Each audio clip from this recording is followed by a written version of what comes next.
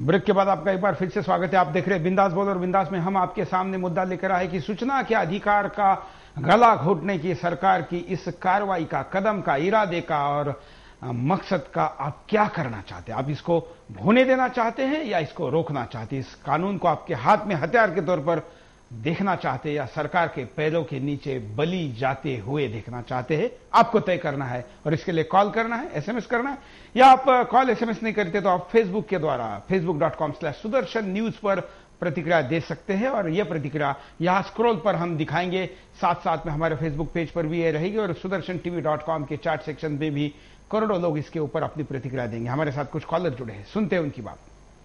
नमस्कार। Hello hello sir, बोलिए। Sir hello. हाँ हेलो सर, मैं अवधेश शुक्ला बोल रहा हूँ। बोलिए, क्या कहना है आपका। मैं अवधेश से बोल रहा हूँ सर। मंत्री जी तो लोकपाल लाने वाले नहीं है सर। तो मतलब ये आरटीआई भी खत्म करके और लगते मतलब पूरा भ्रष्टाचार करने के लिए अपने मंत्री लोग को पूरा संविधान देना चाहते हैं। सर मैं ये बोलना चाहता हूँ कि कम से कम लोकपाल लाए और आरटीआई जैसा कानून लाए जिससे कि हमारे देश में भ्रष्टाचार खत्म हो जाए। बिल्कुल, धन्यवाद। जहां आरटीआई जो एक कानून है उसी का गला घोटने का काम हो रहा है, तो लोकपाल लाकर और अपने सर पर एक तलवार टांगने का काम शायद सरकार नहीं करेगी। और एक कॉलर की बात सुनते हैं। नमस्कार, बोलिए, क्या कहना है आपका। जी, आरटीआई जो कानून है एक बहुत बढ़िया कानून है। इसका सरकार जो है ना, सरकार इसके अंदर फंस गई है क्योंकि इनकी पोलें खुल रही हैं। ये जो जनता का गाढ़ा पैसा, टैक्स का पैसा है, सरकार हर तरीके से हड़पने का काम कर रही है ये। क्योंकि ये सरकार जो है हर मुद्दे पे फेल हुई है, क्योंकि आरटीआई एक ऐसा कानून है। जी बिल्कुल, धन्यवाद। हम अभी कारणों पे नजर डाल रहे थे। अब हमारे तीनों पैनलिस्ट के पास चलते हैं। मनोज जी, कारण क्या, आप बड़े कारण क्या मानते हैं कि जिस कारण मनमोहन सिंह को ये उन लोगों के सामने स्टेटमेंट देना पड़ा जो देश के आरटीआई से रिलेटेड सबसे प्रमुख लोग सामने थे। जी देखिए, एक जो प्रधानमंत्री की बात से मुझे, और मैं उनकी बहुत इज्जत करता हूं, प्रधानमंत्री की मैं बहुत दिल से इज्जत करता हूं, उनकी बात में मुझे एक जो बात समझ में आई वो ये, तो आप अल्पसंख्यक हैं इसका मतलब नहीं, मेरा मतलब ये है इज्जत करने वालों की संख्या घटी है, उस एंगल से मैं कह रहा हूं। मेरा मतलब ये कि मैं दिल से इज्जत करता हूं उनकी, लेकिन उन्होंने जो एक बात कही उसके अंदर मेरे मन में एक प्रश्न चिन्ह है।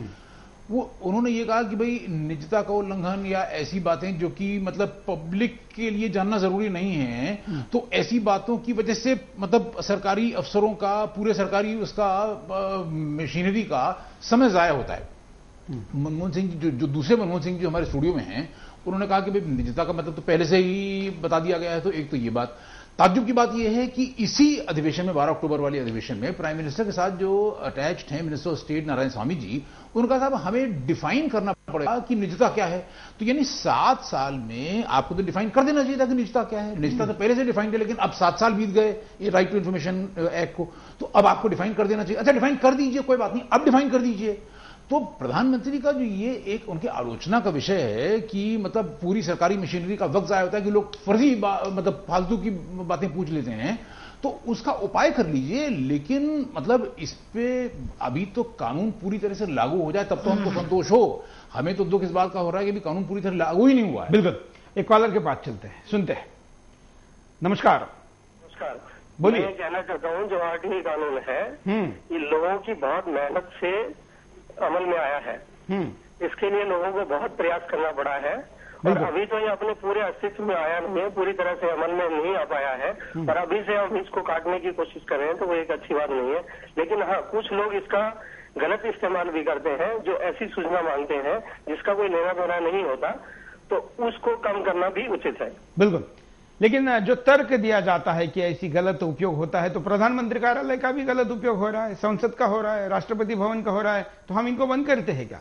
क्या सर्वोच्च न्यायालय का नहीं हो रहा है? हो रहा है, लेकिन फिर भी हम उसको जारी रखते हैं क्योंकि उसका उपयोगी पोर्शन ज्यादा है और इसलिए इस कानून का उपयोगिता वाला अंग ज्यादा बड़ा है, गलत वाला कम है। हम चलते हैं राणा जी के पास। राणा जी, कारणों पर हम नजर डाल रहे हैं, क्या कहेंगे? देखिए, अभी शैलेश गांधी जी ने और जो अभी जो पुस्तक जारी की गई है, कल ही जो मनमोहन सिंह जी ने की है, इसमें खुद केंद्रीय सूचना आयोग ने माना है कि भारत में 65% लोग अभी भी अनपढ़ हैं आरटीआई के लिहाज से, जिनको आरटीआई के बारे में जानकारी ही नहीं है।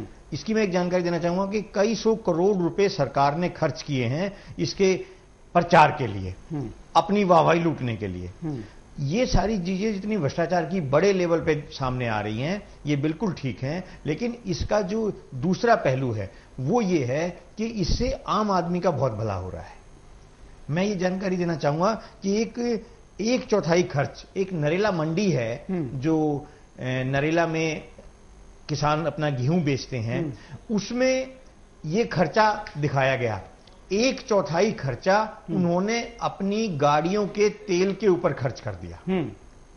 जो मंडी का कुल एक साल का आमदनी है, एक चौथाई खर्चा वो गाड़ियों के वाहनों पर खर्च कर दिया। तो ये किसकी थी, किसकी कमाई हुई थी?